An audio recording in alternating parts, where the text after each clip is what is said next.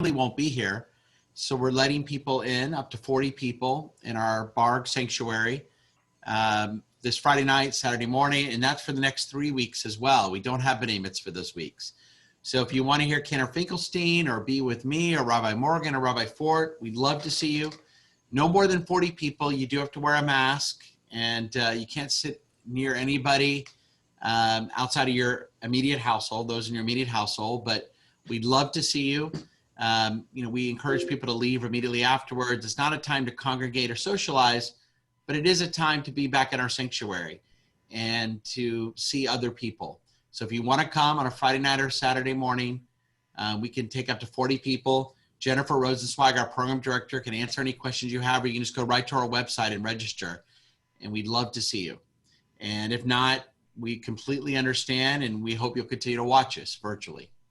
So one of the new virtual programs we have been doing since the beginning of this pandemic is every other Thursday.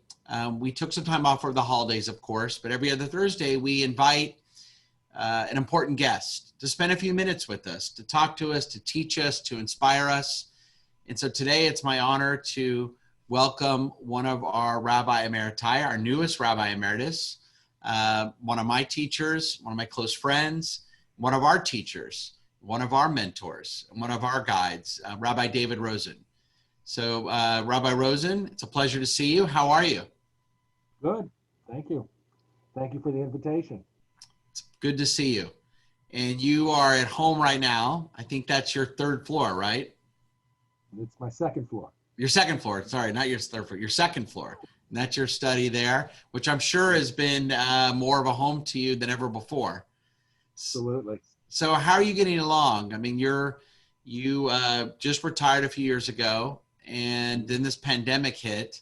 What's this pandemic been like for you and Marcy, and what have you been doing, staying busy? What advice would you give us as we continue to get through this pandemic? It's been tough. In some ways, I would say it's been tough. I miss, obviously, being out with people, being in the synagogue. And of course, at this time of year, we particularly feel, as we just did at the high holidays, the absence of those that are close to us and special to us, and we want to be with them. Thanksgiving is coming.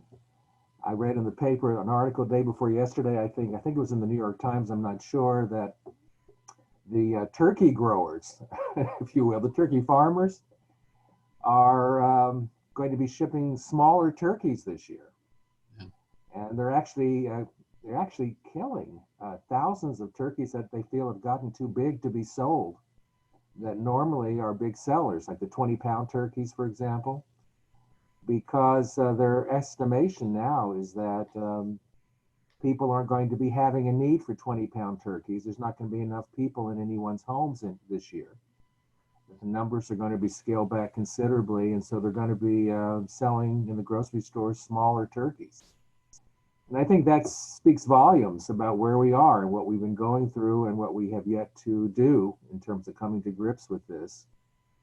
The high holidays, we just finished that together, and well, that was an experience, I think. So how am I doing? I'm doing like everybody else. I'm holding up, doing my best to fill my days with meaningful ways of continuing to live. But at the same time, it's discouraging and sometimes dispiriting when we can't be with the people we want to be with to share happy times together. It's hard, very hard. Yeah, no, it is. Now I understand you have family that just moved here from Seattle. I do. I'm very happy about that. That's been a bright spot. My daughter and her spouse and their two children, they're 4 and 2 years old, very young, had planned to move here for the last year, and of course had no idea when they made that decision what that would mean in terms of getting adjusted and getting settled in.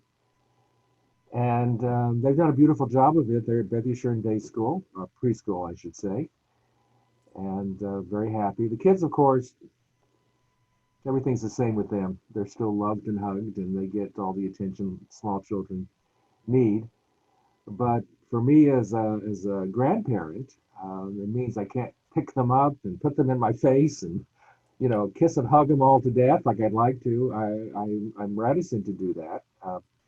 We still see them, we still get together with them, but we try to maintain a little bit of separation just to be sure. I mean, kids, they're both in the preschool, as I said, and there's so many safeguards in the preschool at Beth Yeshurun to keep our kids safe, but nonetheless, they're all coming in from homes that have other people in them, other members in them, and kids are always good at transmitting coughs and colds. I think, Brian, when your kids were growing up, Yeah. Yeah. and when No, kids are 4 and 2, they've always got runny noses. I don't care. There's no cold going around, but it's runny nose season always in the preschool. So, they're constantly sniffing and the running down their faces. And so, and Lord knows what else they picked up. So we have to be careful. It's been hard sometimes because we'd like to, as I said, just grab them and hold them and kiss them and hug them. And we have to be very circumspect now. So that takes a little bit of the fun off of it, but we still adore having them around for sure. Made a big difference. Well, you'll be happy to know that I understand your 2 grandchildren are the best students in the preschool. I've gotten great rave reviews, and they are blowing everyone away with their counting to 5 and doing the ABCs and the alphabet. Now, David, I looked at their report cards yesterday, by the way, their midterm report cards. Yeah. They're already ready for the SAT, I'm sure. Well, the 4-year-old, they told my kids that she has to practice on catching a ball. So I'm hoping it won't keep her out of the finer schools later in life, but that's something that she needs to work on right now at 4. So I guess I can live with a report card like that. Absolutely. Absolutely. Well, let me ask you, David, you mentioned a few minutes ago, filling your days with some meaningful ways. What are, to help us, as we all struggle with this, no matter our age, there are so many limitations of things we can do. Many places are still not open and aren't going to be anytime soon. We all have a little more time on our hands. What's some advice you give us? What are some meaningful ways I know you're someone who takes learning very seriously and loves to read and loves to enrich your life, and as a Jew and as a human being, what are some things you've done and some guidance you would give us? It's a great question, of course. It's the question, because so many of us are in our homes, working or not working, retired.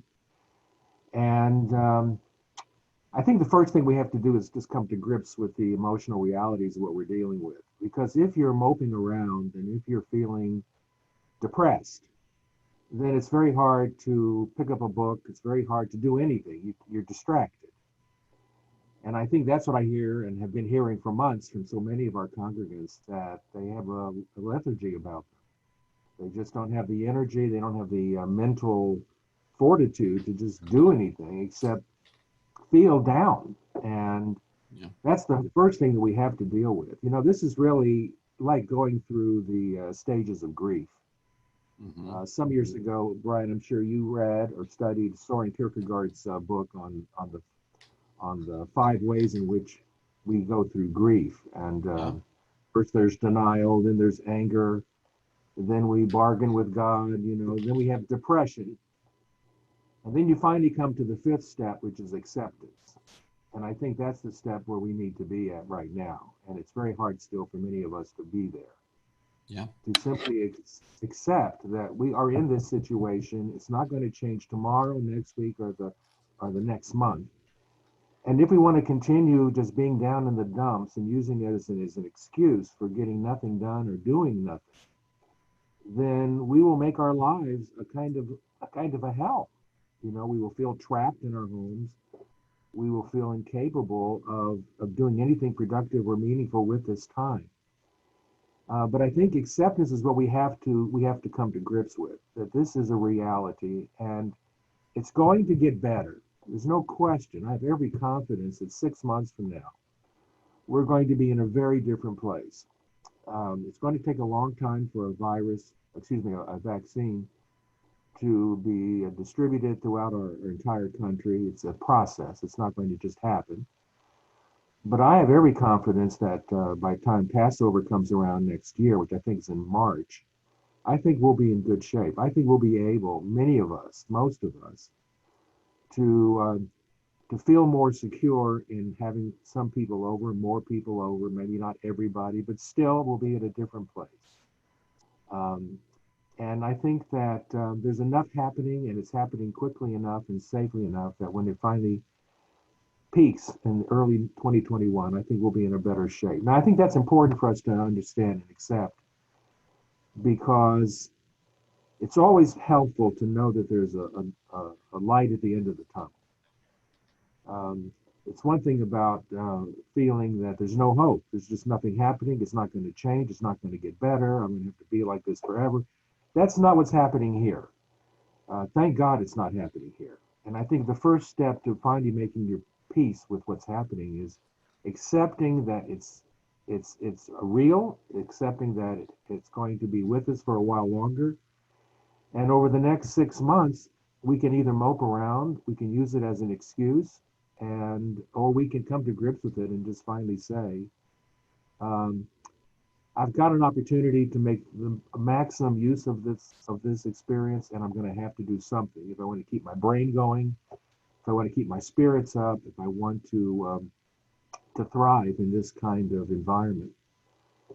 For me personally, when I retired 2 years ago, um, I took the advice of a number of colleagues who had retired before me, who said, don't retire unless you've got a plan.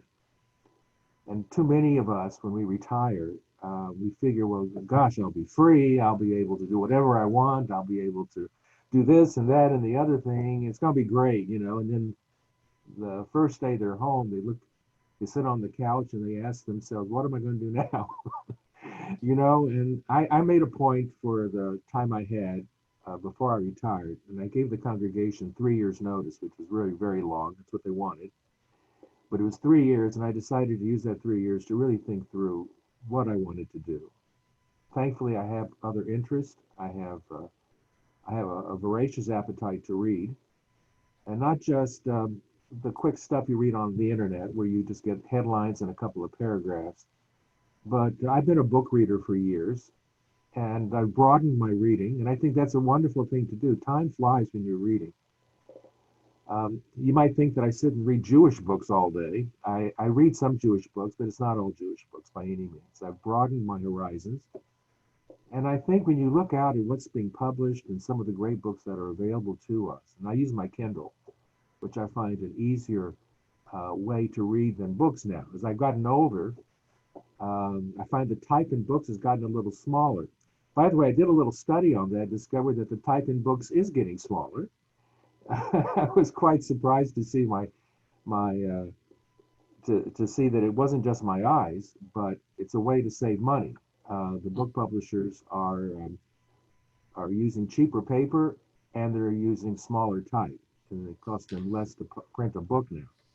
Huh. But the Kindle allows me to size the type just right for me, very comfortable for me. I can carry it with me wherever I go. And it's opened up a lot of opportunities. So that's number one. Second of all, you have to have other hobbies and interests and passions. I'm a movie buff, but I'm not a movie buff like Spider-Man and the Avengers.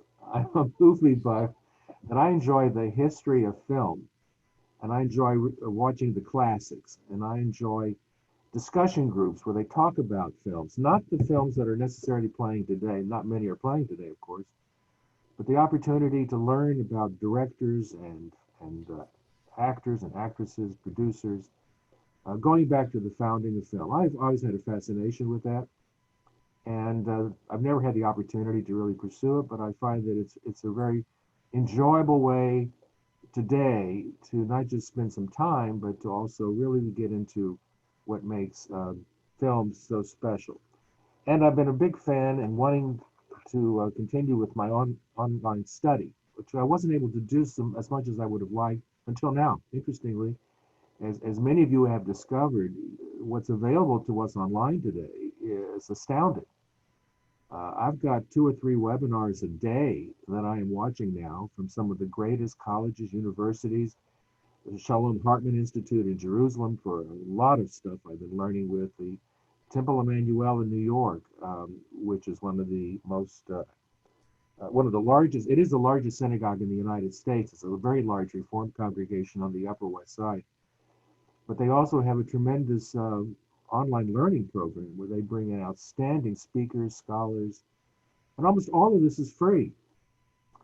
The great courses, I do a number of great courses. It's a wonderful program which offers classes. Many of them are very inexpensive. The point I'm making is if you try and look and seek and pursue, you can find all kinds of interesting things to do with your time. But if you're just going to sit in front of the TV with your remote control and bounce through one thing after another, you can easily come to the conclusion, and I hate to say it this way, it's almost like life isn't worth living. There's nothing to do. And when you begin feeling there's nothing to do and nowhere I can go and people I can't be with, then it becomes very depressing. And there's no reason it has to be, but it takes a little effort when you're out of your own routine and you're trying to make your life interesting and meaningful, because meaningful is very, very important. You have to feel at the end of the day that you've learned something, you've read something, you've seen something that got you thinking. So at the end of the day, when I sit down for dinner with my wife, with Marcy, and she asks, so what'd you do today? I asked her to ask the question differently. What did you learn today? And then we have a discussion about something I watched, I read, I saw, I experienced. And it gives us something to talk about beyond the fact that we're limited in other ways that we're accustomed to enjoying. So that's a long answer to an important question. No, that's good advice. And I think no matter our age, our Jewish tradition would encourage us to continue to learn, broaden our horizons, or use our mind, use the gifts that we have. And, there are certain things we can't control, like the length of this pandemic, but we can control what we do with the time we have. And I think so. That's and I tell people, I read something not long ago. You remember, I know, Brian, you're a baseball fan. I know some of you are as well. But when Roger Maris, I think, hit his 61st home run, he broke the record. And what's interesting is that in the statistics of Major League Baseball, that 61 has got an asterisk next to it, I think, because that was the first season that they expanded the number of games that were played from 156 to 162, I think. I may have it wrong. I'm sure somebody will correct me. But the statisticians wanted people to know that that was not a normal year, in the sense that all the statistics were wrong compared to the year before because there were more games played. So I think that in so many ways, you'll find throughout history, modern American history for sure, where we have a statistic that's an asterisk that's added to a quote or a statistic or something to designate that it wasn't a normal year. And so we can't just look at that number and say, well, gosh, why was it so much higher or so much lower? We're going to see that 25, 30 years from now, if not sooner, on a lot of economic figures. Whenever you buy a stock, you look at how the stock is done for 1 year, 5 years, 10 years. And today we know that we can't really compare a stock price today to what the business was doing a year ago. We can compare the stock price. We can't compare what the business was doing. So I think that this is an asterisk year. I think everything that's going to happen this year is going to have an asterisk next to it. It's going to be an asterisk on everybody's report card who's 7 years old today and 5, 6, 7, 10 years ago when they go to college. Some of these kids are going to be missing something because this whole year was not a good year in terms of academics. What are we going to do about all these kids who essentially are missing school this year? They're just not getting the fullness of the education. And we've got hundreds of thousands of kids who can't watch online classes. There was another story in the paper about how millions and millions of computers have been ordered for every school in the world, essentially, and the manufacturers can't come close to fulfilling that need, that demand. So these kids are not getting the education. This is going to be an asterisk year, I think, for millions of kids. and on so many different levels. So I look at this year as sort of an asterisk year, that nothing is normal, nothing is what it was. Everything has to be seen through a different prism. And we'll just have to keep that in mind as we go through life. It'll always be remembered that 2020 was not a normal year. It's going to start fading away once we get back to normal, but I don't think we're ever going to forget what a year this was. And I think once we just accept that we can't do everything we set out to do at the start of this year, then I think we'll be mentally much healthier, emotionally stronger. So I have one last question for you, Rabbi Rosen, and then I'll open the Zoom call up for anyone who has any questions. You hit something important, we just finished the third major Jewish holiday season. We've been through the Shlosh Regalim in this pandemic: Passover, Shavuot, and now, of course, high holidays and Sukkot. It hasn't been a year, but it feels like a full year. And you're right, we still have many more months to go. Is there a particular Jewish teaching or value or text or something that's helped you persevere through this that you could share with us? Gam ze yavor. This too shall pass. Yeah. And I think that has been, in my mind, from almost day one, but certainly it is now, after several months of this. There's been a teaching, it goes back, I don't know how many centuries that teaching goes back, but it nonetheless is an encouraging thing, because it's been worse for our people. There's no question. I mean, our lives are not on the line. Yes, but there are people contracting COVID-19. Overwhelmingly, those who contracted are going to come through it. There is a mortality rate to it, but it is not as high as some horrific plagues have been that have afflicted our people and humankind. Smallpox, for example, the Black Plague of Europe.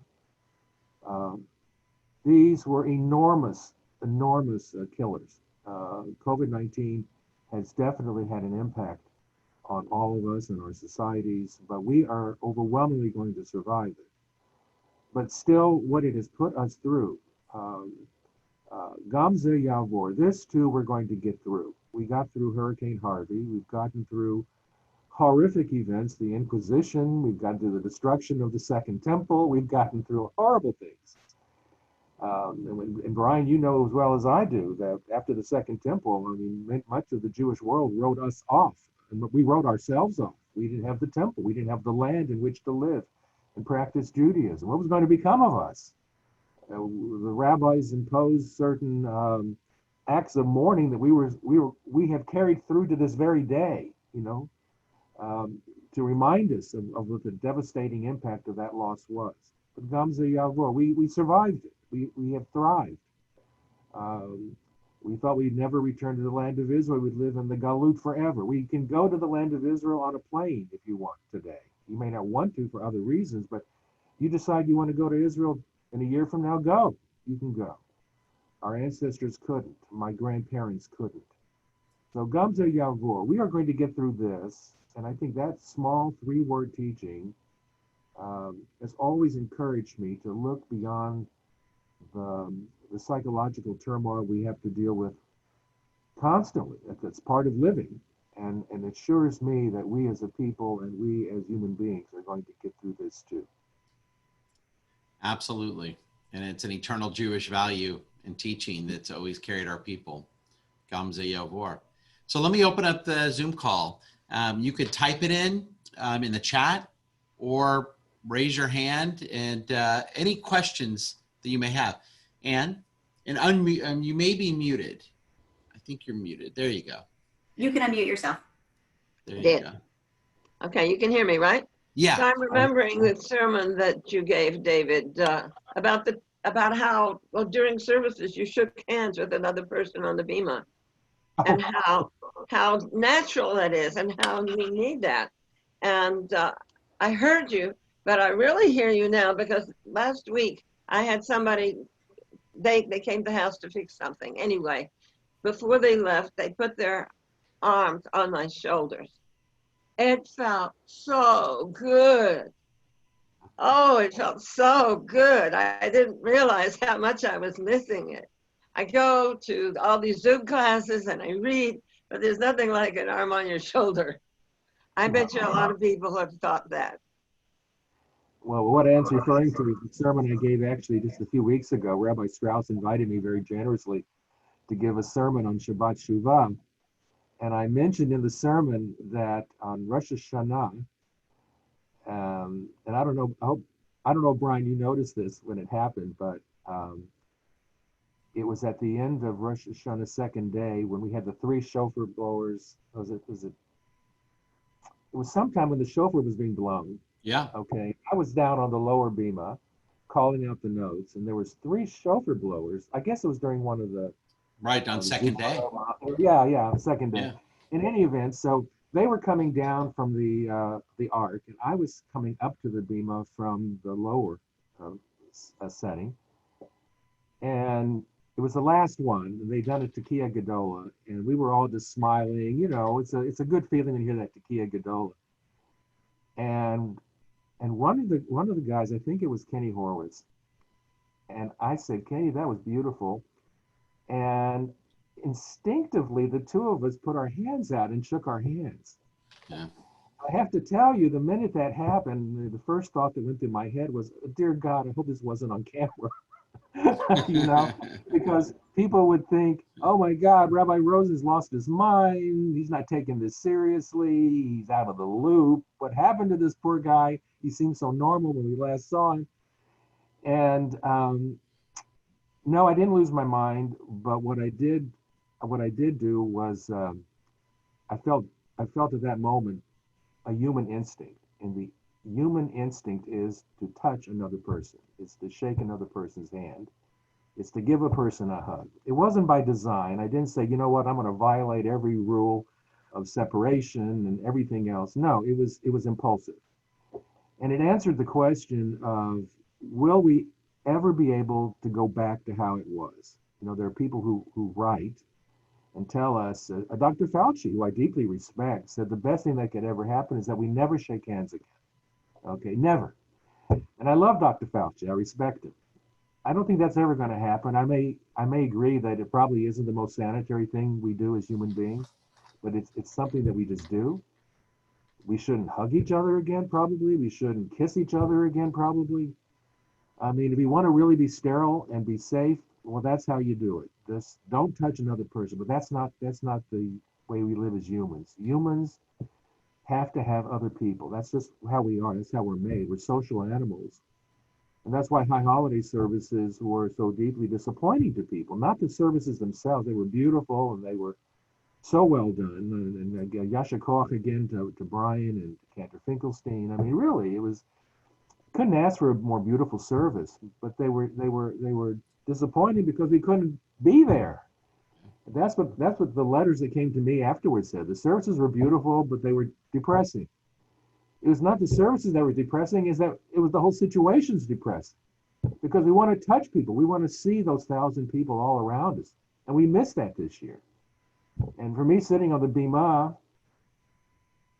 you know, I asked my wife, how did it look on watching it? And she said, oh, it looked great. Well, that's great because she's looking and only seeing the bima. Mm-hmm. But we were up there looking at what we saw, and what we saw was 1,000 empty seats. And we saw each other. And it wasn't high holidays.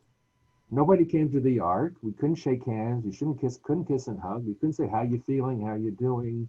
We missed that social interaction. All of us did on the bima. And everybody who wasn't there, I'm sure, felt it too. You know, this is just not the high holidays. Just like Passover wasn't Passover, and Thanksgiving is probably not going to be Thanksgiving. It's just not going to be the same when you can't have everybody you know and love in your family, extended family, together. So, yeah, it's been tough, but this is the reality. No, and you're right. And my hope and prayer is that once this is all over and we can shake hands again and we can come into shul when we want and we can go see a movie and go to a Texans game and not worry about catching COVID, is that we'll appreciate those things even more. I think we will. I think so too. I think this forever changes. I really do. You know, I read an interesting article that, you know, we always hear about the roaring 20s. of 100 years ago.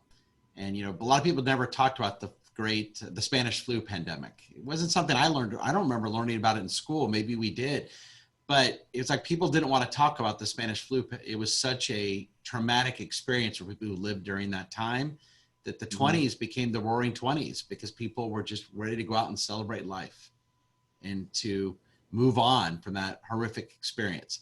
This hasn't been as deadly as the Spanish flu, but it's been pretty horrific in many other ways. And, you know, I hope we appreciate shul more and community more, and all the things that we may have taken for granted before all of this.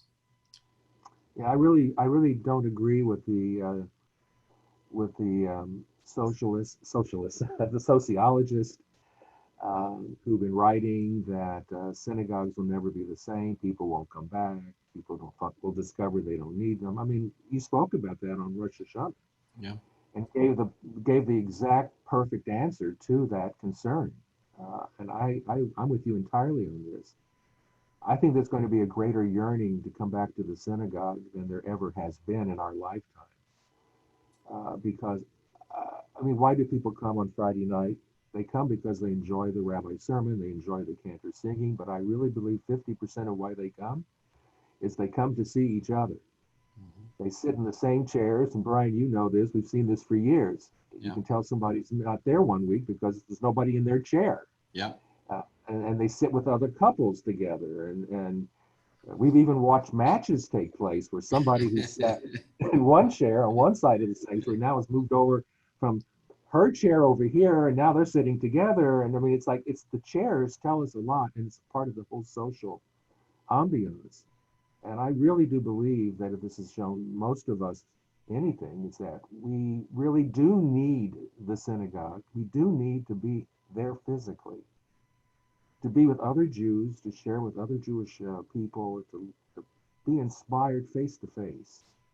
And I do believe that a positive may come out of this that will deny the deniers, if you will, and prove their arguments wrong. I do believe that we're going to see a re-energization of the synagogue, not the diminution of it when this is all over. Well, from your mouth to God's ears. I mean, I do agree with you, and I look forward to the day. And you're absolutely right. The high holidays were extremely different, and I know you and I missed not seeing everyone, and we all missed not seeing each other. It was something I hope we never go through again. Hope not. I hope not. Any other questions? Well, I want to thank everyone for spending some time with this. And David, most importantly, I want to thank you.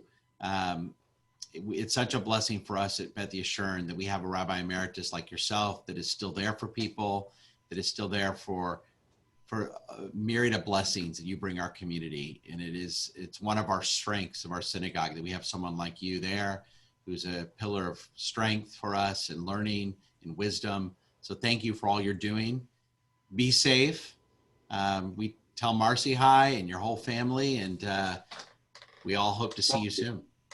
Thank you, Brian. I appreciate it. Appreciate your leadership. Appreciate your leadership of the show. And I appreciate the opportunities you've given me to be part of the community, Jewish community at Beth Yeshurun. Of course, Beth Yeshurun will always be my shul, my temple, my home. It's a wonderful synagogue. I inherited such a synagogue, and I was happy to pass it on to Rabbi Strauss for his leadership. And I look forward to having many happy years there as a congregational community and family. Absolutely. Thank you. In 2 weeks from now, I hope you guys will all join us. We'll be meeting again 2 weeks from today at 12 o'clock. We're going to be joined by a friend from Israel. His name is Rudy Rockman. He, if your kids or grandkids are on Instagram, they probably have seen him. He's a very influential person on social media. My kids actually introduced me to him. He writes and makes videos about life in Israel, and specifically about some of the troubling things he's seen when it comes to anti-Semitism here in America and in the Middle East and in Europe. He's got a lot of interesting things to say. He's a bright young man. Like I said, he's very influential, and he's agreed to participate with us at Beth Yeshurun to enlighten us on what we can do to fight anti-Semitism and what we can do to help Israel. And I think it'll be good for us to hear a very young person's perspective. I believe he's 23 years old. He went to Columbia University. He's a very smart young man. He's Israeli, but studied here in the States, back in Israel now. And I think you'll really enjoy him. That's 2 weeks from today. His name is Rudy Rockman. So I hope to see you then. And of course, sooner than that, whether it's online or here in person. Be safe, everybody. And again, thank you for joining us. Thank you so much. Bye-bye, everybody. Bye-bye. Thank you. Bye-bye. You're welcome. Thank you.